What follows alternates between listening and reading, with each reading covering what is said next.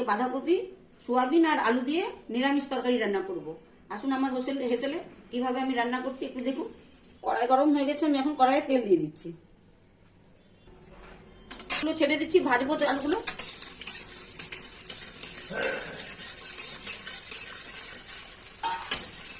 একটু ঢেকে দিই, আলুগুলো তাড়াতাড়ি ভাজা হবে, নরমও হবে। এখন হাফ চামচ লবণ দিয়ে এই বাঁধাকপিটাকে চটকে নেব।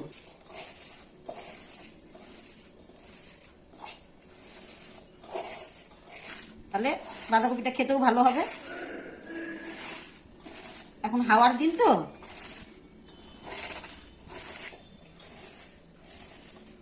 মাঘ ফাল্গুন মাসে প্রচন্ড হাওয়া চলে। যখন সুন্দর করে চটকে নিয়েছি, কিছু রান্না আমার হাতেই হয়ে গেছে। এই হাতে মাখা বাঁধাকপি ঘন্ট খেতে খুবই ভালো লাগবে। আমি এখন এটাকে ঢেকে রাখবো, সেদ্ধ এবং ভাজা হবে না ততক্ষণ আমি এটাকে ঢেকে রাখবো।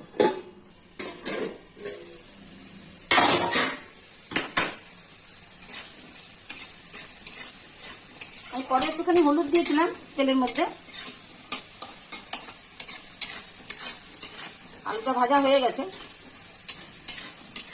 এবার আমি আলুটাকে তুলে নেব।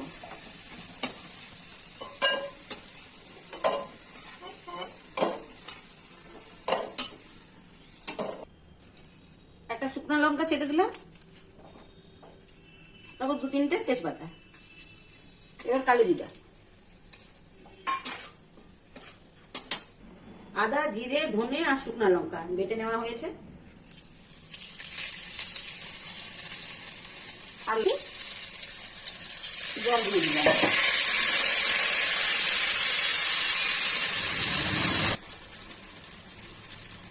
পরিমাণ মতো হলুদ,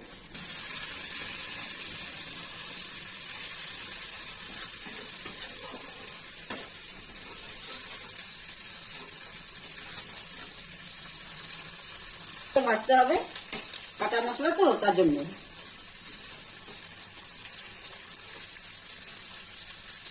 আস্তে আস্তে মশলাটা ভাজা হচ্ছে, যে তেল ছাড়ছে। এবার আমি ছোট ছোট সোয়াবিন গুলো ছেড়ে দিচ্ছি। এবার শুকনো সোয়াবিন, বাঁধাকপিটা হাতের মধ্যে কিছুটা রান্না হয়ে গেছে। এরকম ভাবে কিরকম কতদিন কে রান্না করে খেয়েছেন বা কিছু অবশ্যই বলবেন। কিন্তু আমার তো মনে হয় যে কেউ হয়তো এইভাবে করেনি, এটা আমার কাছে তো নতুন।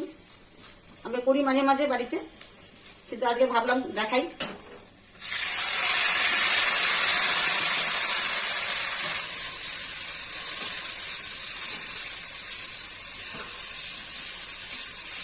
কমেন্টে অবশ্যই লিখবেন এভাবে কে করেছেন।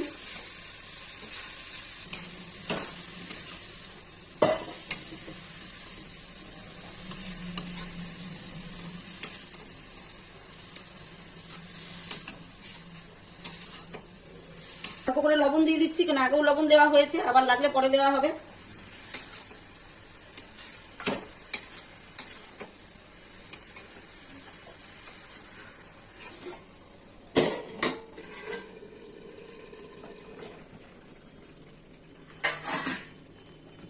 দেখেন বন্ধুরা, খুব সুন্দর করে সিদ্ধ হয়ে আসতেছে।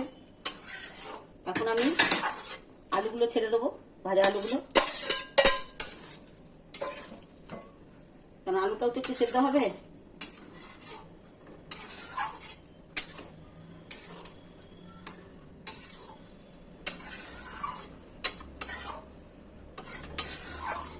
এবার ভালো করে আরো সেদ্ধ হবে।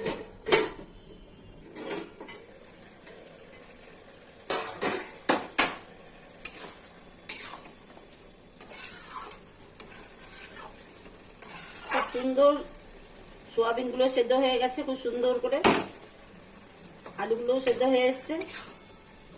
যতক্ষণে জল শুকাবে ততক্ষণে আলুগুলো সেদ্ধ হয়ে যাবে আরো ভালো মতো। একটু বেশি নরম না হলে পরে ভালো লাগে না খেতে, কচর কচর করবে।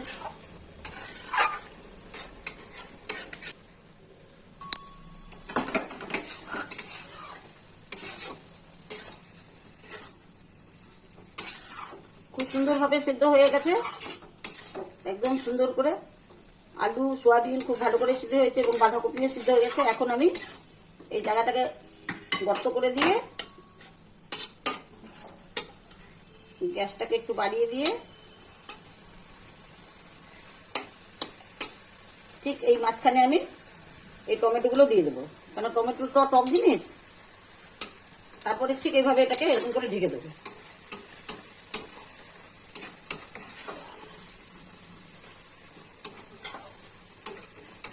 খানিকক্ষণে এটা সেদ্ধ হয়ে যাবে, একেবারে নরম হয়ে যাবে।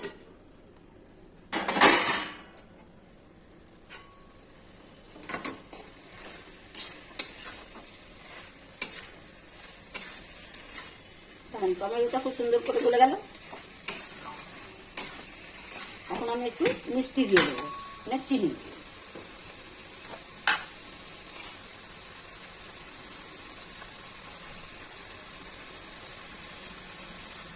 দেড় চামচ, 1.5 চামচের মতো চিনি দিয়ে দিলাম। আপনারা যারা চিনি খাবেন দেবেন, আর যারা খান না তারা দেবেন না। যারা একদম চিনি খান না গুঁড়ো দিতে পারেন, আবার কিছুই যারা খান না তারা কিছুই দেবেন না।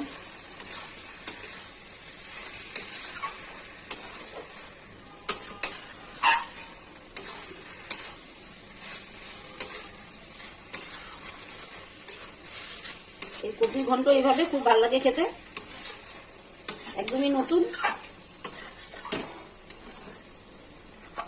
বাঁধাকপিটা পুরনো কিন্তু রান্নাটা নতুন।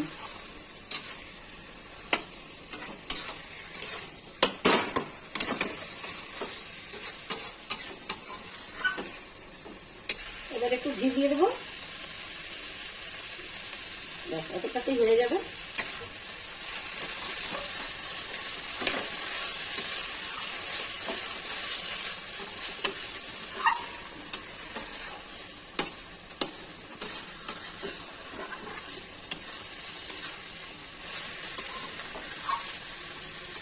হয়ে গেছে বাঁধাকপি ঘন্ট, আমি সোয়াবিন দিয়ে আর ঘি দিয়ে নামিয়ে দিলাম। হ্যালো বন্ধুরা, এই বাঁধাকপির ঘন্টটা যে বানালাম সব কিছুই আপনাদেরকে বললাম, যে কিভাবে বানালাম, কিভাবে কাটলাম এবং মাখলাম। হাতে মাখা এই বাঁধাকপি, সোয়াবিন, আলু, টমেটো দিয়ে সামান্য একটু তো চিনি দিলামই, আপনাদের বললামই সব কিছু। এভাবে একবার বানিয়ে খাবেন, সম্পূর্ণ এটা নতুন।